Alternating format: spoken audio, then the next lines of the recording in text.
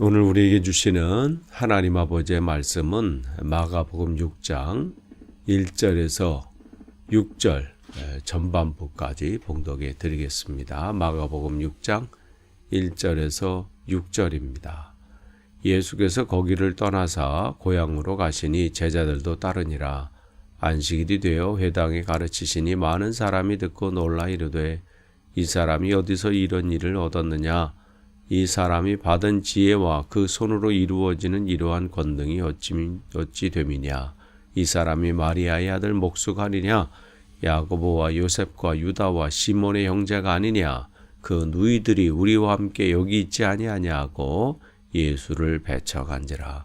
예수께서 그들에게 이르시되 선지자가 자기 고향과 자기 친척과 자기 집 외에서는 존경을 받지 못함이 없느니라 하시며 거기서는 아무 권능도 행하실 수 없어 다만 소수의 병자에게 안수하여 고치실 뿐이었고 그들이 믿지 않음을 이상히 여기셨더라. 아멘. 우리가 이 새벽 기도의 시간에 계속해서 마가복음 말씀 나누고 있습니다. 주님께서 지금 나사렛으로 예수님께서 태어나시고 활동하셨던 그러한 곳이 고향이죠. 그 고향인 나사렛에 지금 방문을 하신 거예요. 그러니까 이때쯤이 예수님의 공생의 기간에 대략 한 2년 정도 지난 그런 때입니다. 그런 시점에 이제 방문하게 되셨는데, 뭐 이전에도 한번 방문하셨지만 그때도 사람들은 반기지 않았고 또 죽을 위협을 또 당하시기도 하셨죠. 그래서 또 다시 뭐 반기지도 않고 또 뭐 이 사람들의 위협도 있고 뭐 그럼에도 불구하고 또 이곳을 찾으셨죠. 왜 찾으셨냐면 뭐 반기지도 않고 배척함에도 불구하고 복음을 전해야 되는 한 영혼이라도 더 구원해야 되는 그 사명을 가지고 계셨기 때문에 그렇습니다. 그러면서 그 길에 제자들도 같이 따라갔습니다. 제자들이라는 것은 주님이 어느 곳을 가시든 환영하는 자리든 배척하던 자리든 뭐 어느 자리든 주님과 동행하는 자들이 제자들이죠. 그래서 그 길을 함께 가게 됩니다. 그래서 결국은 목적은 같아요. 잃어버린 영혼을 찾기 위해서. 그래서 그 길을 지금 갑니다. 그래서 이것이 예수님의 일관된 삶의 모습이고 사역의 일관된 모습이셨습니다. 그러면서 이 2절에 보시면 안식일이 되어 회당에서 가르치시니, 그러니까 끊임없이 그곳에 있는 유대인들에게 메시아가 누군지, 왜 주님께서 자기를 보내셨는지 계속해서 말씀을 전하시고 또 그 전하는 그 복음 하나님의 나라를 그들이 믿고 또한 제자가 되기를 원하시는 그러한 모습이 여기에 담겨져 있어요.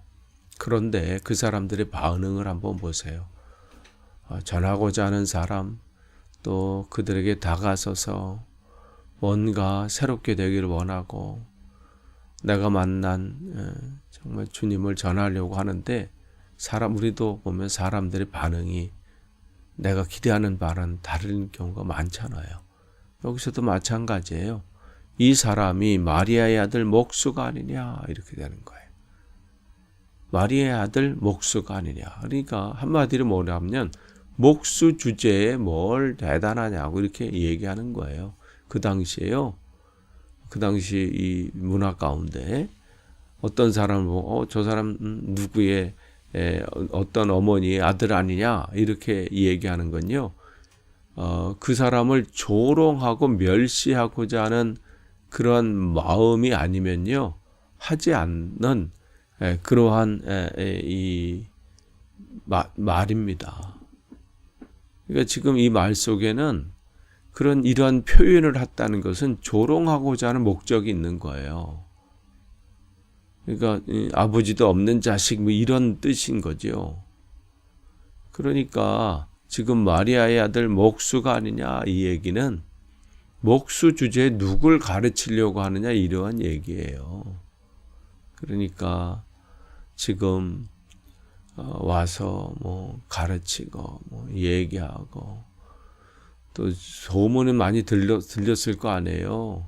병자를 고치고 회복하고 새롭게 하고 뭐 귀신을 내쫓고 뭐 딱 해도 이 사람들의 반응은 딱 문이 닫혀 있기 때문에요. 그런데 그게 뭐 이런 거예요. 그게 뭐 어째서 그러니까 전혀 이미 마음을 닫기로 딱 해버리고 그렇게 되니까 어떻게 해요? 들리지가 않는 거예요.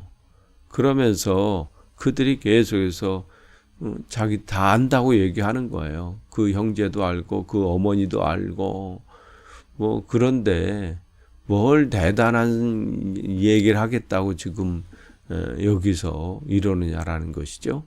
그러면서 예수를 배척한지라 결론을 내버린 거예요.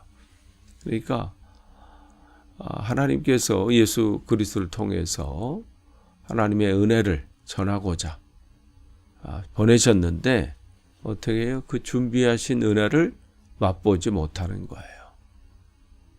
예비한 하나님의 은혜가 있어요. 그런데 그 은혜를 발로 차버리는 것이죠. 하나님께서는 우리에게 다양한 방법으로 하나님의 은혜를 주시기를 원하십니다. 또 하나님의 복을 주시고자 찾아오셔요. 그러니까 지금 이 나사렛 예수님의 고향 땅이었던 이 나사렛 사람들은 그 은혜를 맛보지 못하는 것이죠. 그러니까 지금도 마찬가지예요.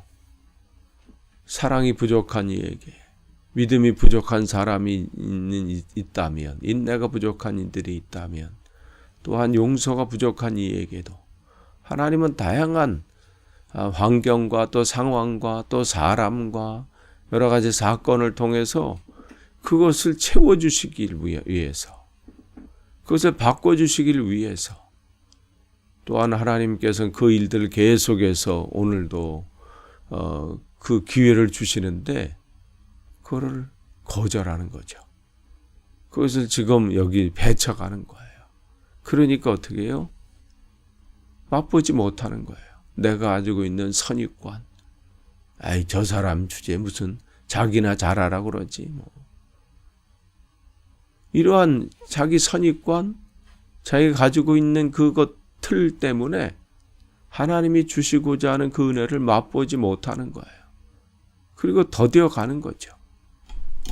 지금 여기 이 사람들도 마찬가지예요. 이 나사렛에 있는 사람도 마찬가지입니다. 그러니까 그 은혜를 누리지 못하는 거예요. 그러니까 4절에 보시면 어떻게 해요? 그들이 예수님께서 그들의 반응을 지금 보신 다음에 그들이 배척하니까 선지자가 자기 고향과 자기 친척과 자기 집 위에서는 존경을 받지 못함이 없느니라. 그러니까 그 은혜를 주시고자 하는 그 은혜를 배척하면요, 주님께서 주시고자 하는 그 하나님의 은혜, 또 깨달음, 또 채워주심, 공급하심을 죽었다 깨나도 경험하지 못합니다. 나만 누리지 못하면 좋은데 그 사람 때문에 다른 사람까지도 또 그 사람 때문에 내 가정, 내 이웃, 내 친구, 내 공동체가 누리지 못할 수 있기 때문에 그렇습니다.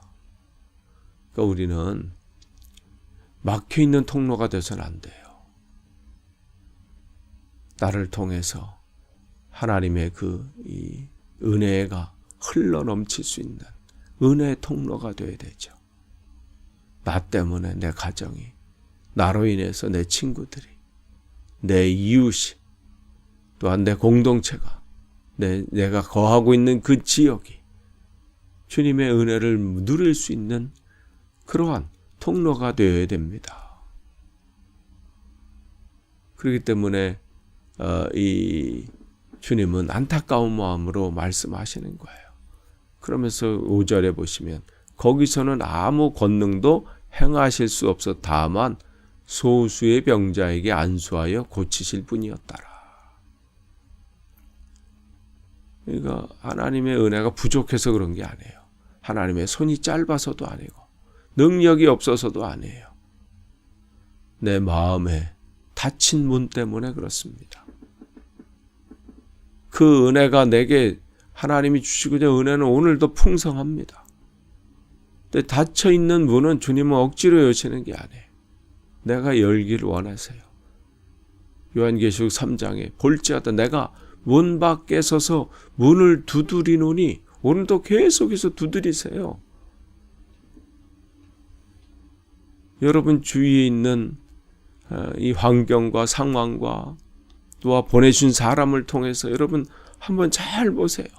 하나님이 여러분을 얼마나 사랑하시는지 계속해서 사람들을 붙여주시고 환경 속에서 상황 속에서 들려주시는데 내가 귀가 닫혀 있는 것은 아닌지 내 마음의 문이 닫혀 있는 것은 아닌지 그러면서 그들이 믿지 않음을 이상하게 여기셨더라 그랬어요.